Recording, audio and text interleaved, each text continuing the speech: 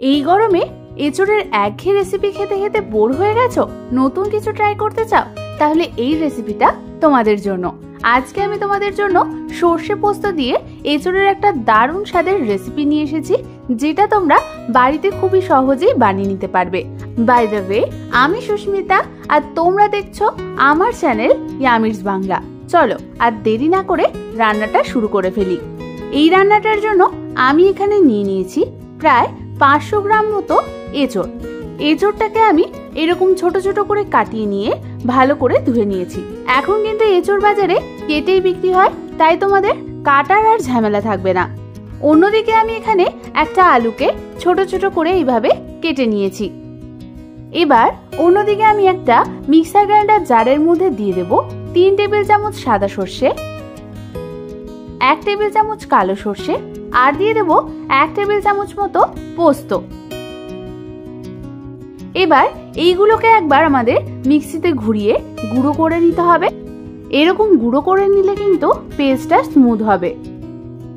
দেখো তোমরা, আমাদের ভালো মতো সবকিছু গুঁড়ো হয়ে গেছে। এবার এর মধ্যেই আমি দিয়ে দেব 1/2 কাপ পরিমাণ কুচনো নারকেল, 2টো কাঁচা লঙ্কা,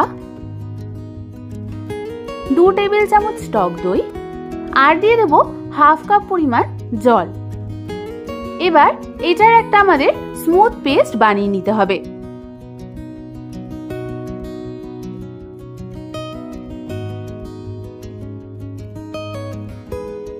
আমাদের স্মুথ পেস্ট কিন্তু একদম রেডি হয়ে গেছে। অন্যদিকে আমি গ্যাস জ্বালিয়ে একটা কড়াই বসিয়ে দিলাম, আর তার মধ্যে দিয়ে দিলাম 3 কাপ পরিমাণ জল। এবার ওই জলের মধ্যে আমি দিয়ে দেব 1 টেবিল চামচ নুন আর 1 চামচ হলুদ গুঁড়ো। নুন আর হলুদ গুঁড়ো দিয়ে আমাদের একবার নাড়াচাড়া করে নিতে হবে। এবার ওর মধ্যে আমি কেটে ধুয়ে রাখা এঁচোড়গুলোকে দিয়ে দেব। এঁচোড়টা দেওয়ার পর হালকা হাতে আমাদের সমস্ত কিছু একবার ভালো করে নাড়াচাড়া করে নিতে হবে।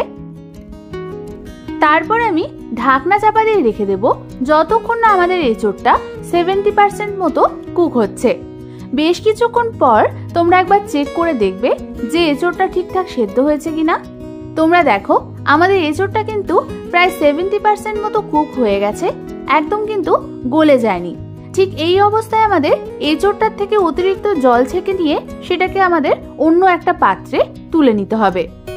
অন্যদিকে একটা কড়াইয়ের মধ্যে আমি দিয়ে দেব 2 টেবিল চামচ মতো সর্ষের তেল। তেলটা গরম হয়ে এলে আমি ওর মধ্যে প্রথমে কেটে রাখা আলুগুলোকে ছেড়ে দেব। তারপর আমি ওর মধ্যে দিয়ে দেব 1/2 চামচ নুন আর 1/2 চামচ হলুদ গুঁড়ো। নুন আর হলুদ গুঁড়ো দিয়ে আমাদের একবার ভালো করে নাড়াচাড়া করে নিতে হবে। এরপর মিডিয়াম ফ্লেমে আমাদের আলুটাকে ভেজে নিতে হবে যতক্ষণ না গোল্ডেন ব্রাউন কালার হচ্ছে। আমাদের আলুগুলো গোল্ডেন ব্রাউন কালার চলে এসছে। এবার আমি এটাকে একটা অন্য পাত্রে তুলে নেব। এবার ওই তেলের মধ্যে আমি দিয়ে দেব সেদ্ধ করে রাখা এঁচোড়টাকে। তারপর আমাদের মিডিয়াম ফ্লেমে এঁচোড়টাকে 3 থেকে 4 মিনিট ধরে ভাজতে হবে। 3 থেকে 4 মিনিট পর এঁচোড়টা হালকা ভাজা হয়ে গেলে এটাকে আমি একটা অন্য পাত্রে তুলে নেব।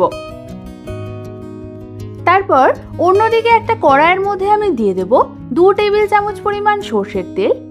তেলটা হালকা গরম হলে আমি ওর মধ্যে ফোড়নের জন্য দিয়ে দেব 2খানা তেজপাতা আর একটা শুকনো লঙ্কা। ফোড়নটাকে হালকা নাড়াচাড়া করে নিয়ে আমি ওর মধ্যে বানিয়ে রাখা সর্ষে পোস্তর পেস্টটা দিয়ে দেব। পেস্টটা দেওয়ার পর আমাদের মিডিয়াম ফ্লেমে হালকা হাতে 1 থেকে 2 মিনিট একটু নাড়াচাড়া করে নিতে হবে।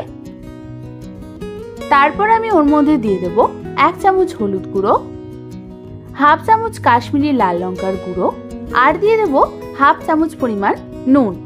এবার সমস্ত কিছু একবার আমাদের ভালো করে নাড়াচাড়া করে নিতে হবে। ভালো মতো নাড়াচাড়া করার পর অন্যদিকে আমি ওই মিক্সার গ্রাইন্ডার জারের মধ্যে দিয়ে দেব 1/2 কাপ পরিমাণ জল। তারপর ওই মিক্সার গ্রাইন্ডার জার ধোয়া জলটা আমি ওই কড়াইয়ের মধ্যে দিয়ে দেব। তারপর আমাদের মিডিয়াম ফ্লেমে ভালো মতো নাড়াচাড়া করে নিতে হবে।